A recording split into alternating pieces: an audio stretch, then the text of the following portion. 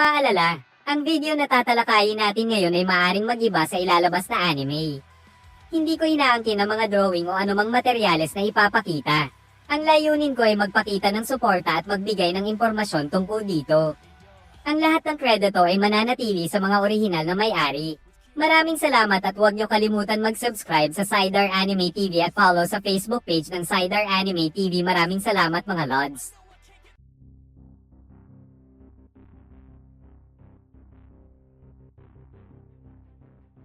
Sa Town Square, ay marami ng mga tao nagtipon doon para sa isang anunsyo. Samantala, naglakad si Arthur kasama ang kanyang pamilya, at habang papunta silang lahat sa Town Square, napansin ni Ellie ang pasa sa mukha ni Elijah. Habang naisip ni Arthur, malalaman ng mga tao dito ang tungkol sa isang bagong kontinente. Nagtataka siya kung paano nila ito tatanggapin at ano ang nakakaabala sa kanya. Napagtanto niyang ginagamit ng kontinente na ito ang mga camouflage ang mana beasts at mga artifact na nagre-record ng impormasyon tungkol sa Decadent. Naisip niya, ginagawa lang nila ito kung natatakot sila sa kanila o may masamang layunin. Tumingin siya sa ibaba at nag-isip, siguro ginawa niya ang tamang bagay sa pagpapabilis ng kakayahan ng Decadent na makapunta sa bagong kontinente. Kung sila ay mapanganib, maaari silang maglunsad ng unang atake. Dahil sa sobrang pag-iisip ni Arthur ay napansin ito ng kanyang ina na may pag-alala at nabahala sa kanya. Kaya sa isip ni Arthur, na sana may pangako niya na hindi kailanman mag-alala ang kanyang ina para sa kanya. Ngunit hindi niya kayang magsinungaling ng ganoon, kaya't bilang tugon, ngumiti si Arthur at nagpasalamat sa kanyang ina. Pagkatapos nito, lahat sila ay pumila at sabik na naghihintay sa anunsyo, nag-enjoy rin sila sa piling ng isa't isa. Bago magsimula ang anunsyo ay nagpalipad sila ng mga magic ball, para gumawa ng isang malaking screen ng komunikasyon, at makikita doon ang mga hari at reyna ng tatlong kaharian. Ang sa mga tao, elf at sa mga dwarf ay binati silang lahat. Ang unang nagsalita ang hari ng mga tao si Haring Blaine Blader, marami sa kanila ang nakakakilala sa kanya bilang hari ng Saipan, dagdag pa niya, ngayong araw na ito, nagsasalita siya hindi bilang hari ng sangkatauhan, kundi bilang kinatawan ng kontinente ng Decadent. Itinuro niya ang grupo ng mga tao sa magkabilang gilid. Sinasabing nakatayo siya kasama ng hari at mga reyna ng lahat ng kaharian mula sa kanilang minamahal na kontinente, ang mga naroroon sa makasaysayang araw na ito.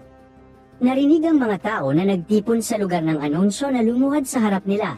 Si Haring Blaine Blader ay patuloy na nagsalita, na ngayon ay nagmamarka ng simula ng isang bagong panahon para sa kontinente na tinuturing nilang tahanan.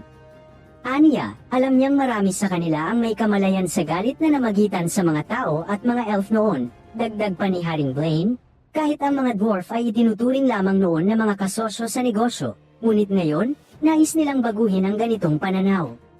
Sinabi pa niyang nagkita na ang kanilang mga lider ng hindi mabilang na beses sa mga nakaraang taon upang pag-isahin ang kanilang mga lahi.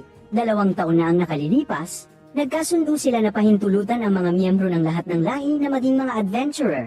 Napangiti siya habang nakikita ang mga grupo ng mga tao, elf, at dwarf na nagtutulungan para sa iisang layunin. Dagdag pa niya, ang nakaraang taon ay nagmarka ng isa pang tagumpay, nang tanggapin ng Cyrus Academy ang mga estudyante mula sa kaharian ng Eleanor at Darv. Ngayon, ang bagong henerasyon ng mga salamangkero ay maaaring makahanap ng mga kaibigan at alaala na walang hadlang ng lipas na diskriminasyon. Pagkatapos, sinabi ni Haring Blaine na nauunawaan nilang lahat kung gaano kahirap para sa iba ang mag-adjust matapos ang matagal na alitan sa pagitan nila.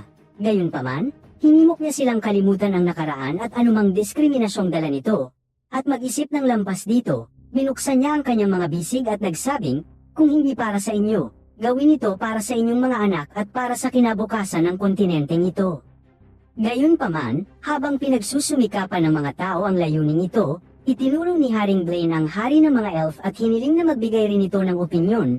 Tumayo ang hari ng mga elf at sinimulan ang kanyang talumpati. Sinasabing karangalan niyang magsalita sa ngalan ng lahat ng naroon sa hindi malilimutang araw na ito. Sinabi niyang lubos siyang sumasang-ayon kay Haring Blaine, na mahusay na nagpahayag tungkol sa kinabukasan ng kanilang kontinente. Bagaman may malinaw silang pananaw tungkol sa hinaharap, masasabi niyang ang kontinente nila ay puno pa rin ng maraming misteryo.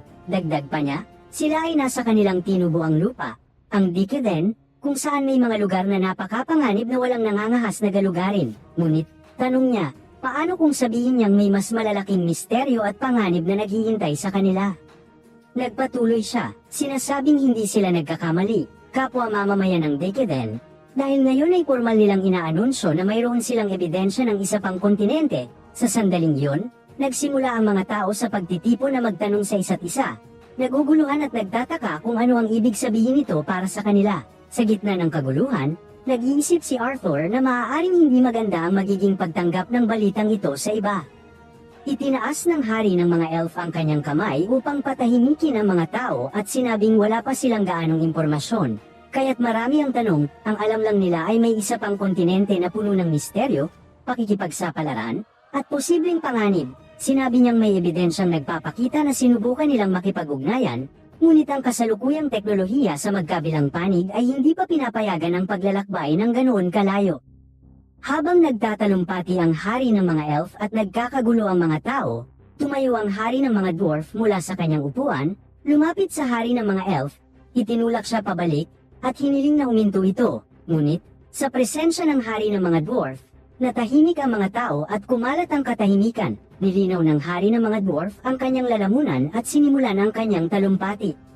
Sinabi niya, tulad ng hari ng mga elf, hindi rin nila alam ang marami tungkol sa mga panahon ng kawalang katiyakan. Gayunpaman, lahat sila ay maaaring sumang-ayon na ang pagtindig sa tabi ng isa't isa ang pinakamabuting gawin para sa kontinente at sa kanilang mga mamamayan, na hindi na sila dapat mag-away pa.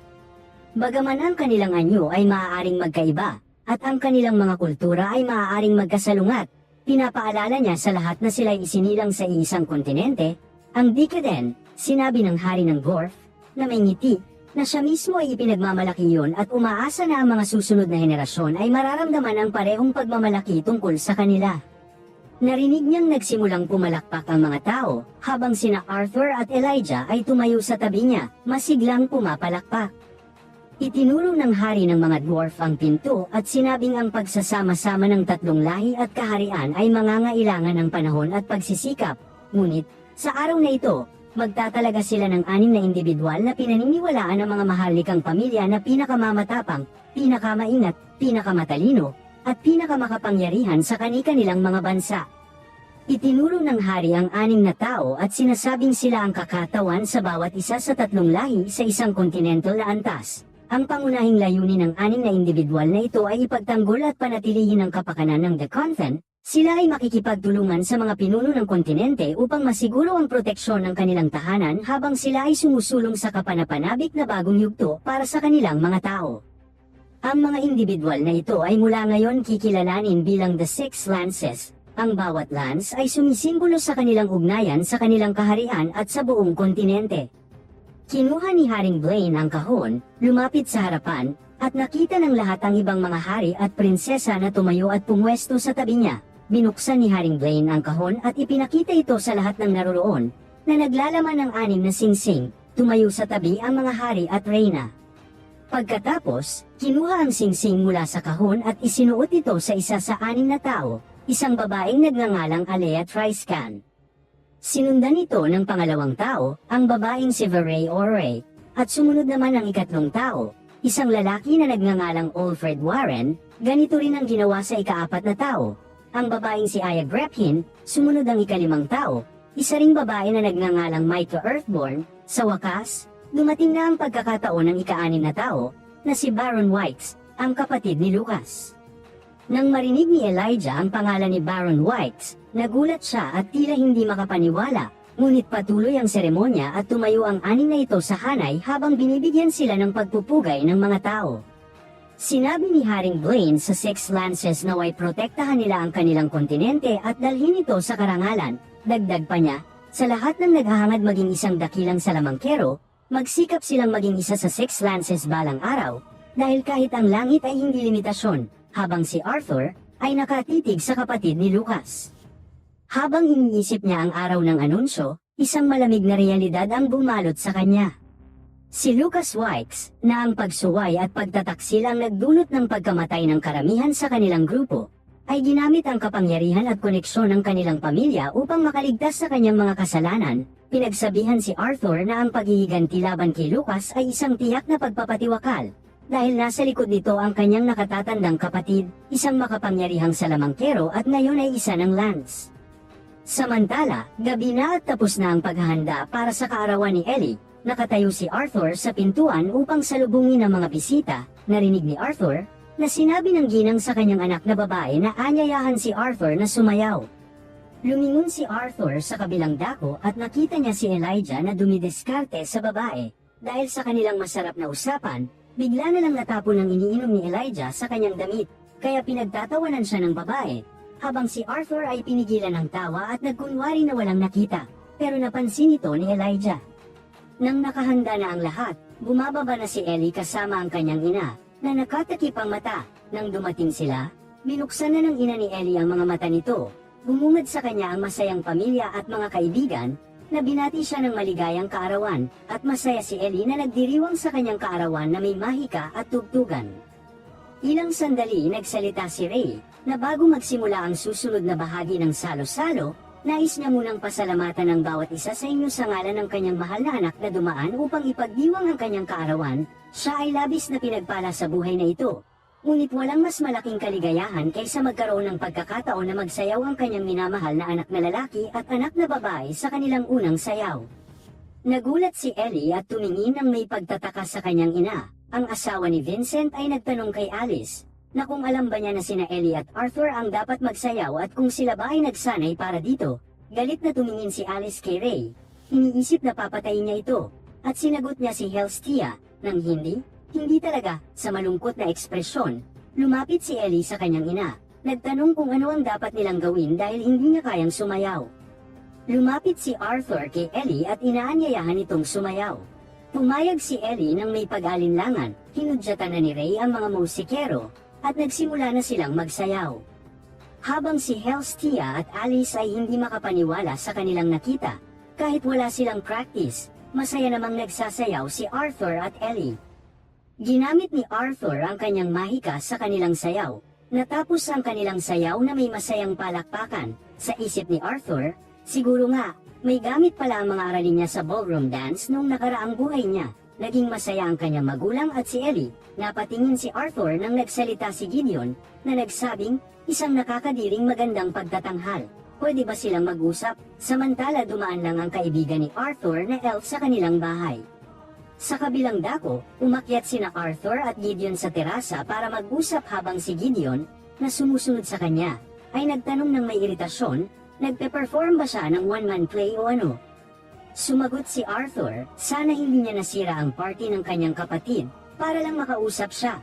Tugon ni Gideon, na nagdala rin naman siya ng regalo para sa kanyang kapatid. Sabi ni Arthur kay Gideon, na anong karangalan ang hatid ng pagbisita mula sa pinakamagaling na artificer ng Decadent.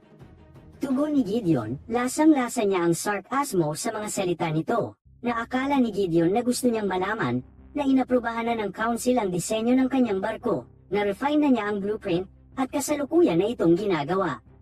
Ang council ay dating binubuo ng mga hari at reyna ng Decadent, na ngayon ay inabandona na ang monarkiya at namamahala sa 3 kaharian. Binati siya ni Arthur, at sigurado siya na binayaran siya ng malaki para doon. Sabi ni Gideon, na ang pera, katanyagan, at kapangyarihan ay mga kasangkapan lamang, pero gusto niya ng isang bagay na kahit ang council ay hindi kayang ibigay. Biglang may kumalabit sa balikat ni Gideon, paglingon niya ay pinalibutan na siya ng kanyang tagahanga sa kanyang mga gawa. Habang si Gideon sinabihan niya si Arthur, na huwag siyang pumunta kahit saan dahil babalik siya agad, sa isip ni Arthur, na ang kasikatan ay hindi lamang isang paraan para maabot ang layunin, may kabayaran din ito. Napansin ni Arthur ang mga karawahe unti-unti nang umaalis mula sa kalsada ng kanilang bahay, biglang dumating si Lilia. Tinawag siya at kinawayan. Napagod si Lilia sa pagtakbo, at humingi ng pasensya dahil sa late na siyang dumating sa kaarawan ni Ellie. Tugon ni Arthur, na okay lang, dahil palagi siyang pinagmamalaki ng kanyang magulang sa pagiging abala bilang student council secretary. Masaya si Arthur, na nagkita sila muli at ganoon din si Lilia. Habang tinitingnan niya si Arthur, sa isip niya na palagi ba siyang ganito katangkad kaysa sa kanya. Dahil dito, nag-usap, at nagtawanan habang nag-e-enjoy sa oras nilang magkasama. Habang nakatingin kay Lilia, Sinabi ni Arthur, mukhang ang maliit na batang babae na dati nagtatago sa mga magulang niya at kumakain kasama ang mga katulong at butler ay malaki na ngayon. Nainis si Lilia sa kanya dahil ipinakita niya ang mahalaga niya taguan at ngayon ginagawa pa rin niya ito isang biro.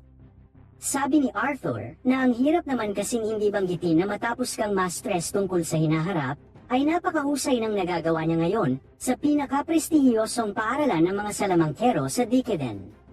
Dagdag pa ni Arthur na base na rin sa dami ng mga lalaki na nagbigay sa kanya ng malalim na titig habang nag-uusap sila. Tila sikat na rin siya ngayon, biglang nahihiya si Lilia, paliwanag niya na wala pa nga siyang nobyo o kahit ano, lumingon siya. Dahil ang lahat ng nagbago sa buhay niya ay dahil sa kanya, nagulat si Arthur at sandaling natahimik. Pagkatapos ng ilang sandali, nagsalita si Arthur na kung ganoon ba talaga, na siya na mismo ang mag-aproba kung sino mang lalaki ang dadalhin niya sa bahay, pero tandaan niya ito, hindi siya magiging mas madaling ma-please kaysa kay Uncle Vincent. Tahimik na tumingin si Lilia kay Arthur, saka siya yumuko, at sumang-ayon. Dumating si Gideon, humingi ng pasensya sa dalaga, na kung okay lang ba hiramin muna niya ang lalaking kasama niya. Yumuko si Lilia bilang pagsang-ayon kay Master Gideon, pagkatapos ay tumingin siya kay Arthur at sinabi na magkikita na lang sila mamaya. Mayabang na sinabi ni Gideon kay Arthur, na alam ng lahat ang tungkol sa kanya. Tumugon si Arthur, na magpakumbaba naman siya sa kanyang sarili. Sabi ni Gideon, sikat siya sa mga babae, pero mukhang may gusto sa kanya ang dalaga kanina. Pero alam na nito ni Arthur ang tungkol doon. Sabi pa ni Gideon, na magkakasundo naman silang dalawa. Hindi ba siya gagawa ng paraan tungkol doon? Sumagot si Arthur, isa siya sa mga taong ang buhay ay nabago dahil sa kanya. Ang nararamdaman niya ay hindi tulad ng pag-ibig, kundi mas malapit sa pasasalamat. Hindi niya yun alam sa ngayon, pero sigurado siyang malalaman niya sa hinaharap. Ang nararamdaman niya ngayon ay isang paghanga na maaaring maramdaman ng isang dalaga para sa kanyang bayani. Sinabi ni Gideon, ang pagiging mature ni Arthur sa mga ganitong sitwasyon ay nakakainis. Sinabihan niya si Gideon na hindi naman siguro siya nandito para bigyan siya ng love advice, at ano ba talaga ang kanilang gusto niyang pag-usapan, habang si Gideon ay naiinis na sumagot kay Arthur, na tulad ng sinabi niya kanina, gusto niyang gamitin ang pera, kasikatan, at kapangyarihang ibinigay ng konseho sa kanya upang makuha ang isang bagay na hindi niya makuha sa kahit saan, ang kanyang katalinuhan.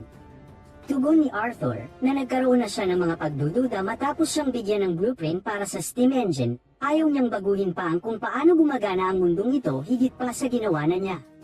Ang kontinente na ito ay maayos kahit wala ang kanyang gawa. Masaya na sinabi ni Gideon, na marami pa ba siyang ideya para sa mga imbensyong kayang baguhin ang mundo, habang iniisip ni Arthur, na nakikinig lang siya sa mga bagay na gusto niyang marinig. Tinawag ni Arthur si Gideon, na nilinaw niya, wala siya dito para bigyang lugod ang kanyang makasariling kuryosidad. Nang naramdaman niya ang presensya ni Arthur, nagulat siya at natakot. Tugon ni Gideon, paano kung isang give and take ang gawin nila? Hindi naman niya hinihiling ang isang imbensyon na magbabago sa mundo. Gusto lang niya na minsan ay mahingi ang opinyon nito. Kapalit nito, siya ang magiging taga-suporta nito sa kahit anong artifact o kagamitan na kakailanganin niya. Tinanong niya si Arthur, kung ano sa palagay niya, magkakasundo ba sila nito? Ngumiti si Arthur at nakipagkamay sa kanya, at sumang-ayon sa deal ni Gideon. Sa kabilang dako, si Ellie ay masayang nagbubukas ng mga regalo niya sa kanyang kaarawan. Samantala, pumasok si Arthur sa silid, napansin niya ang kakaibang birthday gift. Pinakuha ito ni Ellie para buksan, hindi nila alam kung kanino, pero may sulat ang nakalagay. Dahil dito, binasa nila ang sulat, at ito ang nakalagay. Minamahal kong Elena, sigurado akong sawa ka na sa napakaraming damit at t-set sa ngayon. Ang regalong ito ay para sa pag-asa na hindi mo nalang tinitingala ang iyong kapatid. Ngunit magsimula kang gumawa ng sarili mong hakbang para makasabay sa kanya. Bukod pa rito, naway maging malakas ka at maging karapat-dapat na tumayo sa tabi niya. Ang laman ng kahon ay isang bao at mga palaso, habang ang si Helstia ay namangha sa bao at si Vincent napansin ang disenyo ay mukhang gawa ng mga elven. Si Reynold ay nagtaka kung sino ang nagpadala ng regalo, habang si Arthur ay may naiisip kung sino ang nagbigay. Pagkatapos, humingi si Ellie ng regalo sa kanyang kuya, ngunit pinagalita lang siya ng kanyang ina dahil sa pagiging bastos nito. Habang natawa si Arthur ay ginamit niya ang Dimension Ring, para ibigay ang regalo kay Ellie pati na din sa kanyang ina ang 2 pendant box na nakuha niya kay Gideon. Si Ellie ay sobrang tuwa sa regalo na ibinigay ng kanyang kuya Arthur. Pinaliwanag ni Arthur sa kanila na mapoprotektahan sila nito kung sakaling wala si Reynold at siya. Sa tabi nila, nagulat ang awasan ni Vincent sa ganda at napatanong kung saan ito nakuha ni Arthur. Si Vincent ay umiling, masakit man isipin, pero ang 2 pendant na ito lang ang meron sa mundo. Isinuot ni Arthur ang pendant kay Ellie at bumati ng maligayang kaarawan sa kanya. Pagkalipas ng ilang buwan, sa isang pagawaan ay abala ang lahat ng tao habang naglibot sina Arthur at Gideon sa workshop. Sinabihan siya ni Arthur na hindi na kailangang dalhin siya sa lugar na ito sapagkat alam na niya, paliwanag ni Gideon, para malaman niya na walang sino man maliban sa mga empleyado at ang konseho ang pinapayagan sa pasilidad na ito. Sumang-ayon si Arthur tungkol dito na nasabi na niya sa kanya iyon ng 8 beses, pasalamat siya at na-impress. Nakiusap si Gideon kay Arthur na pwede ba niyang sabihin yun nang nakaharap siya, kasi ang nakikita lang niya ay isang batang hindi na-appreciate at naiinip, kaya pinaalala ni Arthur nung natutulog siya, na ang hirap maging masigasig kapag lagi siya nitong ginugulo sa bawat maliit na hakbang ng proyektong ito at ang daming nasayang na communication scroll. Sa tingin ni Gideon, lahat ng mga tawag na yon tuwing gabi ay hindi naman talaga nagpalapit sa kanilang dalawa. Tugon ni Arthur, ay dapat makipagkaibigan siya sa mga kaedad niya na matanda na rin. Biglang naisip ni Gideon ang kanyang kaarawan, kaya binigyan siya ng isang regalo bilang isang late birthday gift. Nagkunwari pa si Arthur na ayaw niya na at hindi man lang nakabalot, nang bigla na lang niya itong kinuha, na biro lang sabi niya, na ikinainis ni Gideon at gusto niyang kunin pabalik. Nagpasalamat si Arthur kay Gideon sa paggawa ng Pulse Ares na iyon para sa kanya. Sinabi ni Gideon, na wala lang yan kumpara sa tulong niya sa steam engine. Dahil dito, nagtataka si Gideon kung bakit gusto niyang may itago, hindi lang isa, kundi 2 elemental na katangian. Pabiro pang sinabi ni Gideon, na huwag niyang sabihin na siya ay quadra-elemental mage o kung anuman, sumang-ayon si Arthur sa kanya. Sa gulat ay bumugwak ang tubig sa kanyang bibig patungo sa kanyang kasamahan. Kung seryoso ba ito, sabi ni Gideon, na pagtanto ni Gideon gusto niyang itago ang kalahati ng mga elemento niya. At nagtataka siya kung bakit hindi niya sinabi ito. Sabi ni Arthur, na habang mas alam ng iba kung gaano siya ka-espesyal, mas marami siyang makukuhang libreng gamit. Napangiti si Gideon, na siya ay isang baliw na bata. Naalala niya ang sinabi ni Arthur, na ang balitang makakayanig ng mundo na parang simpleng utot lang, balang araw, makakahanap din siya ng ebidensya. Habang napamangha si Arthur, kung gaano kabilis nagawa ang barko, ngumiti si Gideon at sinabing, sa oras na pumasok siya sa kanyang unang araw ng paaralan sa loob ng ilang araw, ang Decadent ay maglalayag na. Habang pauwi si Arthur, iniisip niya kung gaano kabilis magtrabaho ang matandang yun, nakapagbuo siya ng isang steam engine ship sa loob lamang ng ilang buwan. Naiisip ni Arthur na kahit bahagyang pagsasanay ang kaya niyang gawin, sapat na kung magiging maayos ang bagong kontinente. Tinitingnan niya ang pulseres na ibinigay ni Gideon at iniisip niyang dapat niyang pagbutihin ang pagsasanay niya sa wind at earth magic upang maabot ang antas ng kanyang fire at water magic. Habang naglalakad, aksidente siyang nabangga sa isang lalaki at humingi ng paumanhin, kaya nagalit ang lalaki sa kanya. Sa isip niya, na kung bakit ba lagi siyang nakakatagpo ng mga lowlife na tulad ngayon. Sinabi ng lalaki na siya ay isang propesor, kaya hindi tama na palagpasin ng isang walang disiplina na bata tulad niya. Kung hindi siya naturuan ng maayos ng kanyang magulang, ay siya na ang magtuturo ng ilang leksyon sa kanya. Ang unang lesson sa mahaba na buhok, na ang tunay na lalaki ay may maikling buhok at maskulado katulad niya. Lesson pangalawa, kapag humingi siya ng tawad sa isang taong mas mataas ang kalibre, gawin niya ito ng tama. Hinawakan ng lalaki ang ulo ni Arthur at pinilit itong yumuko. Sabay sabi na dapat lumuhod siya habang humihingi ng tawad, subalit kahit anong pilit ng lalaki, hindi man lang natinag si Arthur, na kanyang ikinagulat. Galit na sinabi ni Arthur, dahil lasing siya ay papalagpasin muna niya ito, pero mas mabuting alisin na niya ang kamay sa kanya. Dahil dito, biglang umatras ang lalaki, nawala ng balanse, at muntik nang bumagsak. Naiinis siyang pinagsabihan si Arthur, na paano siya naglakas loob magsalita ng ganyan sa isang propesor ng Cyrus Academy.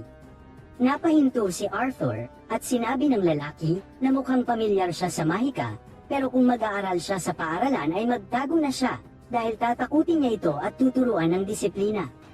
Tugon ni Arthur na aasahan niya yon, sabay tapon sa pendant ng lalaki na kanilang ikinagulat, at napaisip ang lalaki kung kailan niya ito nakuha sa kanya. Pagdating ni Arthur sa bahay, at agad siyang sinalubong nina Sylvia at Ellie, na gumamit siya ng wind magic. Agad hinanap ni Arthur ang kanyang magulang, habang si Ellie ay nainis dahil hindi siya napansin ng kanyang kuya.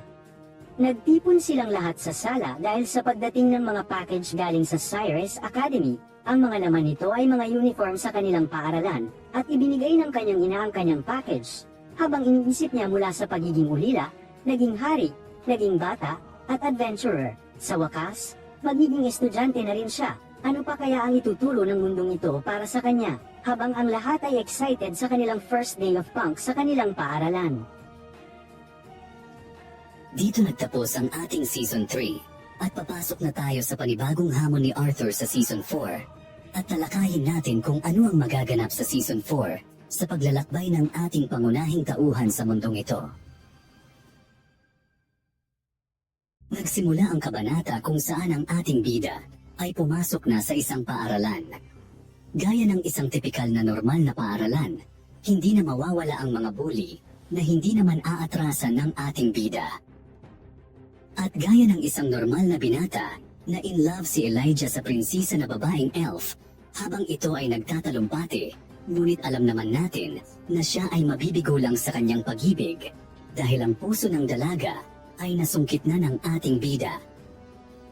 Ang masaya pa dito ay may mga tunggalian ang magaganap kung sino ang malakas sa taon ngayon, habang si Arthur ay nagmamasid lang sa gilid. Kaya mga kaibigan, kung mga manonood, sa pagpasok ng ating Season 4, sana ay nakaabang na kayo. Ang next chapter i-upload ko po agad, pero sana naman i-share nyo muna ang video na ito at mag-follow sa Facebook page ng Cydar Anime TV, tapos i-click ang share na video na nasa Facebook page at pagkatapos po nun mag-like at mag-subscribe sa YouTube channel ng Cydar Anime TV. Maraming salamat mga lods!